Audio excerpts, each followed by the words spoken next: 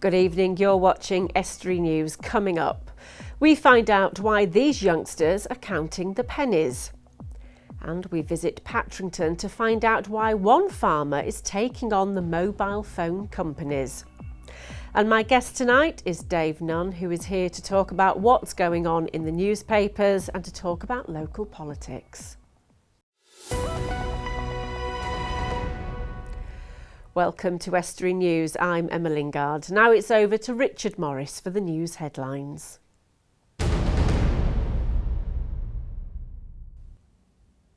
A thief has been jailed for almost 6 years after a sneak-in burglary in Cleethorpes. Joe Frost of Doncaster admitted entering the elderly victim's home through an insecure door as she slept.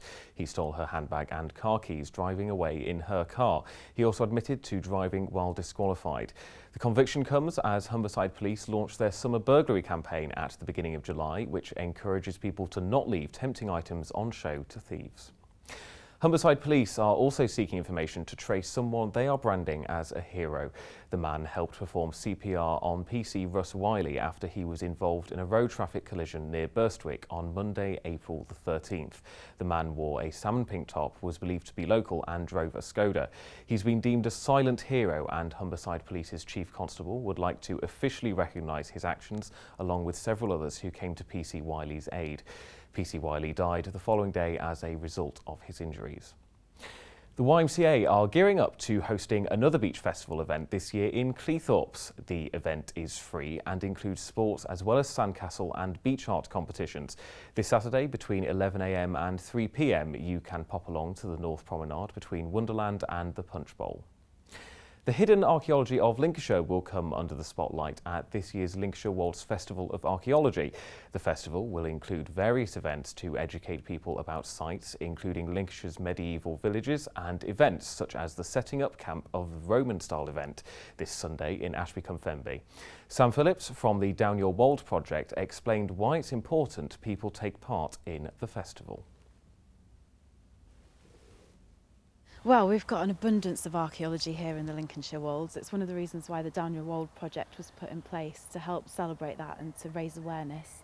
We've got over 100 deserted medieval villages just in the area of outstanding natural beauty alone. So there's all sorts here that you possibly wouldn't even know about when you're driving past, but hopefully the festival will help raise awareness and make more people aware of just how deep our history goes in the Wolds. That's all from me for now, and I'll be back with more news soon. If you have any news for us in the meantime, then please don't hesitate to contact us on Grimsby 01472 31553. You can email news@estuary.tv, or you can search us on Facebook or Twitter. On Twitter we are @EstuaryTV, or you search us on Facebook, Estuary TV. Bye for now.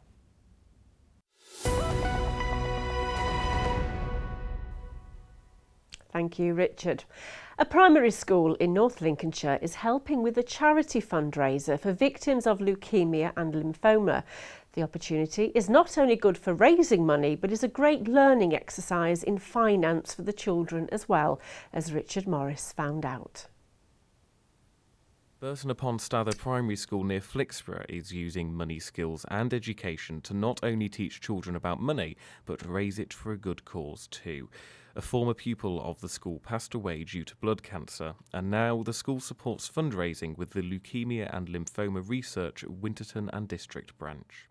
Well, we started the charity a few years ago now when we lost one of my close friends of leukemia. So we set up the branch and decided to start fundraising, and it's just snowballed from there really. James actually came to this school, so we've raised a lot of money in his memory, and Burton always support our charity for that reason, because he came here really. It had been done a few years ago, and Julie in the office, we support the charity through various different things, and she suggested the Mile of Pennies, and I had thought we could turn it into a bit of a learning project. So we've been doing lessons on money and measures obviously linked to it, and then we're going to count up the money hopefully at the end. The children have been learning how to teach the younger ones about the different coins while they've been laying them out and things, so it's worked really well for the teaching. Last year they raised a lot of money, and this year they're hoping to raise even more. One student has raised £55 just from doing their own bake sale. I think it raised about £300 last year. Hopefully we can beat that this year. But the school loves supporting this charity. Obviously with James having come to the school. So the kids are all really involved in it.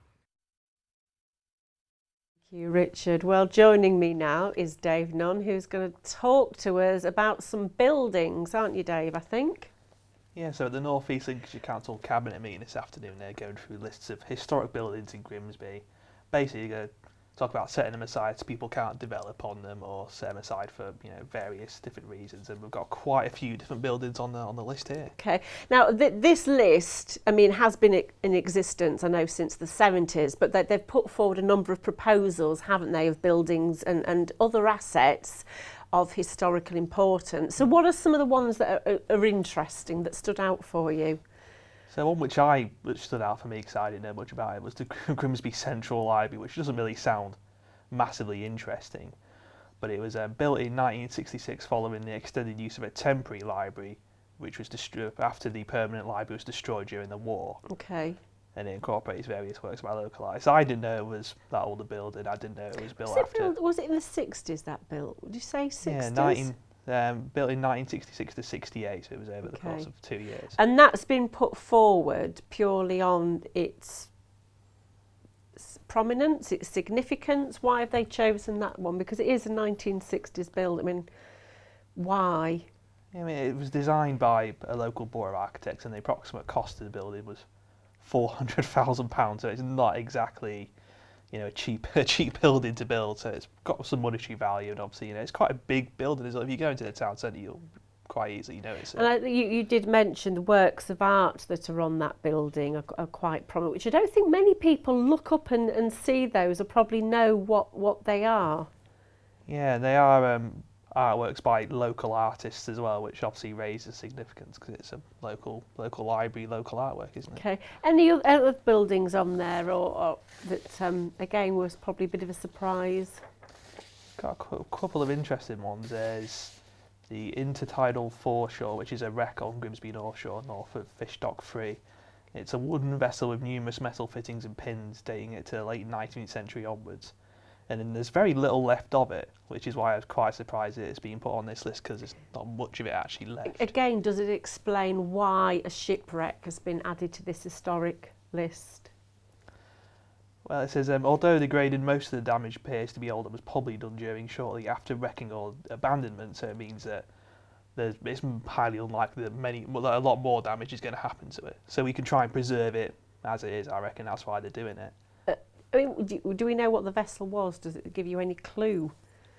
It says the profile suggests a sea-going vessel, and metal supports left in the base of the wreck suggest the former presence of an engine, both suggestive of a snibby, which I'm going to be honest, I have no idea what a snibby is. These are the Danish boats, weren't they? They were brought in, I do believe, during the Cod Wars, because the other one that is being preserved is the snibby that's in Alexandra Dock, that again is a shipwreck. Which is opposite the Ross Tiger. Exactly, and the Ross Tiger has made the list, as has the Esther as well, which you can find. I think she's still alongside the Ross Tiger, isn't she? We've done things about the Ross Tiger in the news before about the effort to on there. renovate I mean, it. I went through the list, and I know there are some quite significant buildings in there added, like Wellhome Infant and Junior School has made it to the list because that's been largely unaltered. But the Iron Age settlement, Wheelsby Avenue, which is no longer there, and I know that the Priory here at Nuns Corner is, because of what's under the ground archaeologically, isn't there? So some interesting things, which I know we are going to explore further. So stay with us, Dave, because we'll talk more later. Thank you.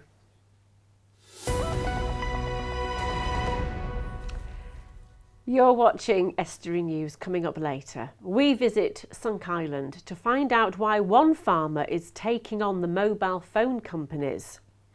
And we ask you, following the summer budget, what would you spend government money on? And Richard Morris will bring you the sports news.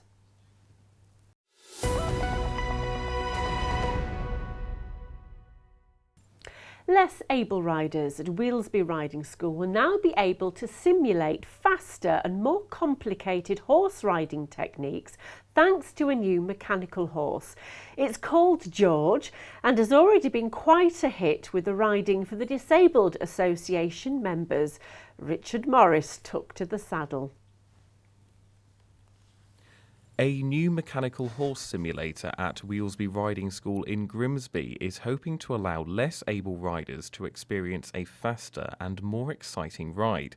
Many of the group cannot ride a horse when it gets to above a canter, so the new equipment means that they can really try new techniques. Carol Scott is an instructor with the Riding for the Disabled Association.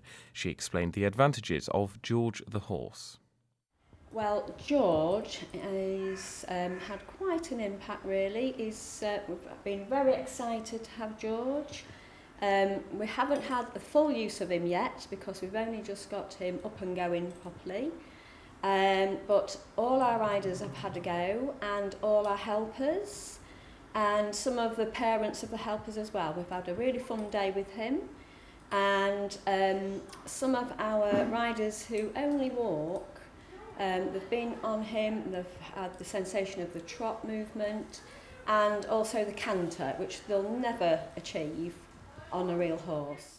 George is a very high-tech piece of kit, allowing for many different movements using an array of sensors. He's got a sensor at the front, and that makes him go forward if you squeeze with your lower leg. And they've got sensors at the back on each side, and that allows for a leg yield or to change the leg like a flying change in a canter. And the sensors are in the mouth as well, where the bit and the reins are. And so you can pull on the reins and he will slow down. And the volunteer helpers are thrilled with the new equipment.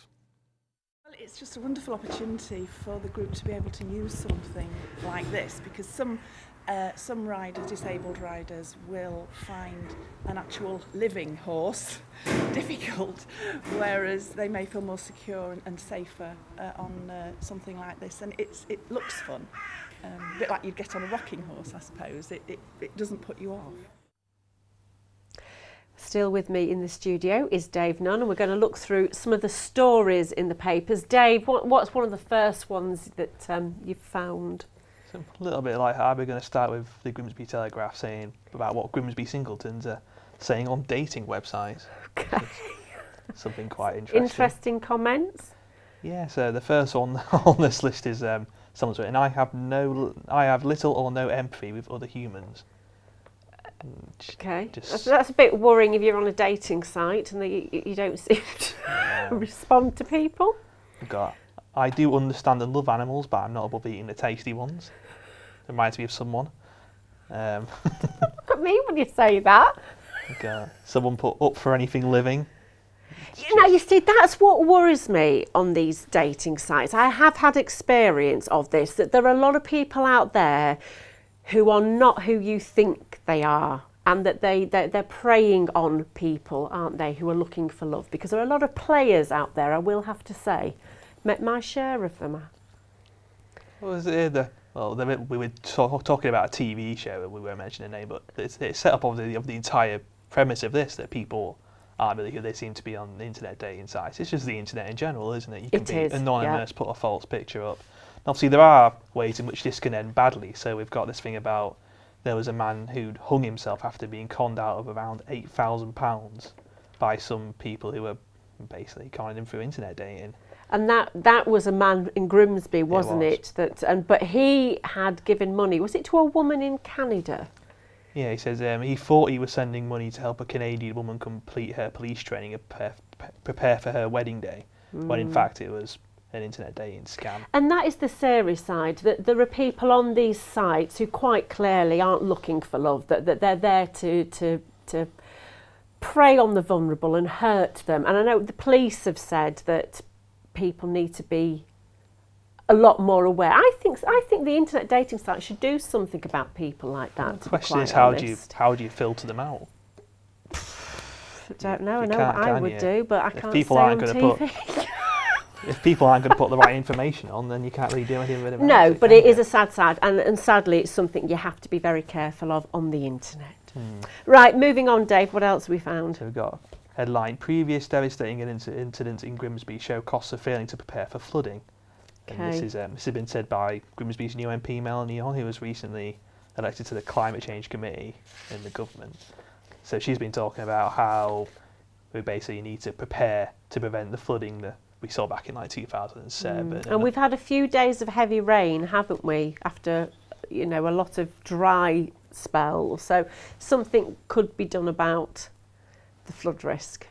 Yeah, there's a quote from her that says, you know, shows cost of the failure to prepare for flooding, both financially and also in terms of dealing with the disruption and devastation it causes. And obviously it affects everybody, it affects people, you know, households, affects businesses, it just affects everybody, and preparation is the key really, isn't it? It is most definitely. Right, moving on, Dave, we've got another story for us. Yeah, so we've got young families being priced out of rural northern Lincolnshire.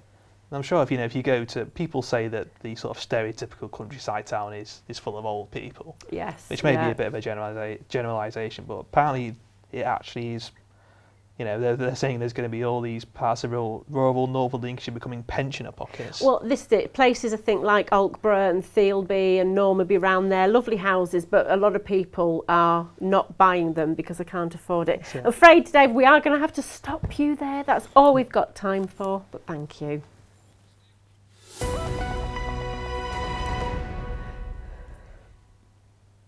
Now, we head to Grimsby following the summer budget. We ask you, if you were in the government, what would you spend the money on? They need to spend a bit more on defence, because we're getting involved with like Russia and stuff, and spending less on defence is a bit silly. To spend more money, they should stop giving the MPs so much free rein with the taxpayers' money. Like the NHS, because the NHS is like really bad. Education and national health. Honestly. Opportunities for young children getting into work, apprenticeships, education, NHS.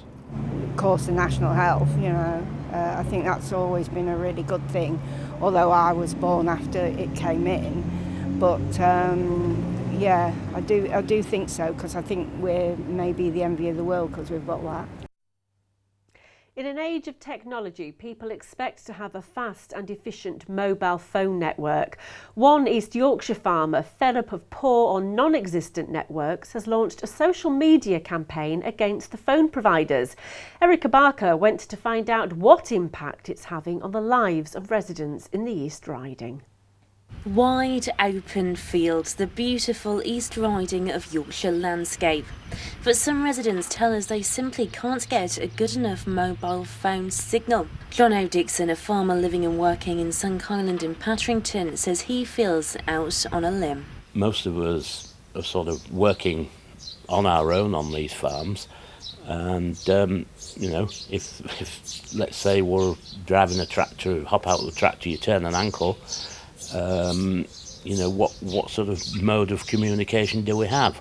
You know, if your phone's going to slip in and out of signal all the time. I've had to invest in a signal booster. Around the house it's absolutely fine, but signals won't allow it to sort of pick up unless I'm, you know, sort of 50 metres within the sort of perimeter of the house. After that, it's like no man's land again. And with all modes of communication vital in this day and age for businesses, Jono says it can have an impact. You need a piece of information from somebody, perhaps a readjustment of a chemical that we're sort of putting onto the crops.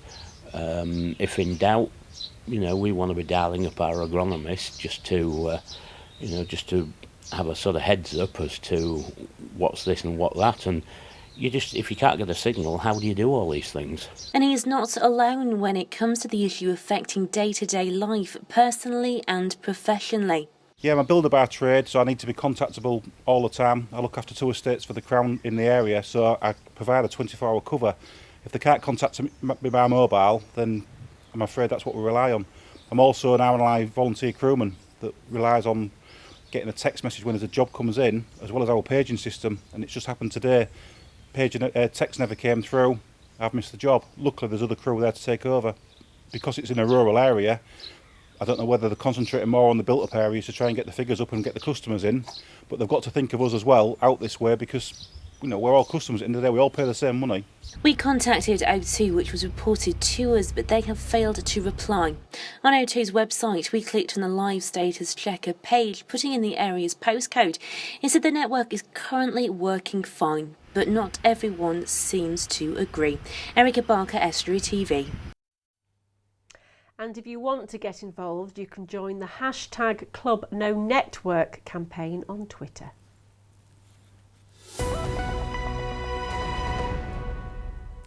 Now it's over to the sports news with Richard Morris.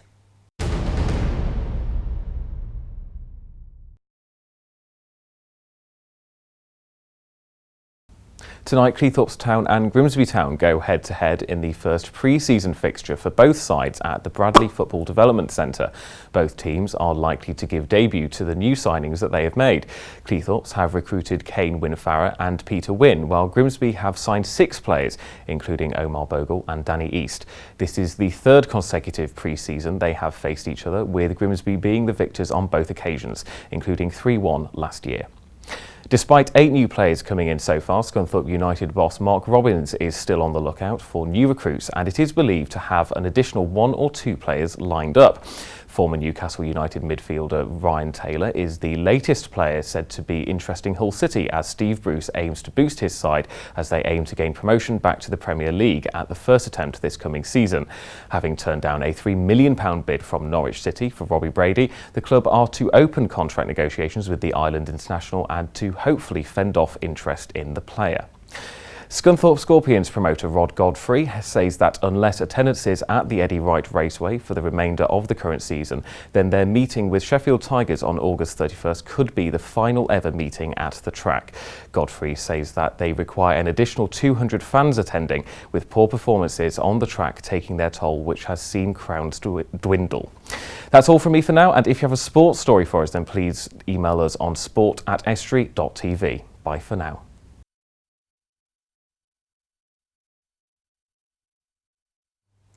Well, thank you to Dave for talking to me today. And if you have a problem where you are with a mobile phone signal, then please do let us know.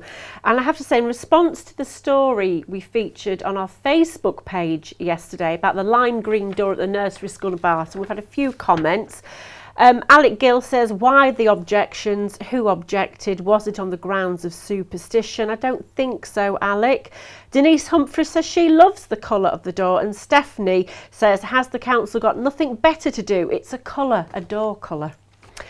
Right, well, if you've a news story, then visit our Facebook or Twitter pages or email news@estuary.tv or pick up the phone. Until tomorrow, that's all from us. Good night.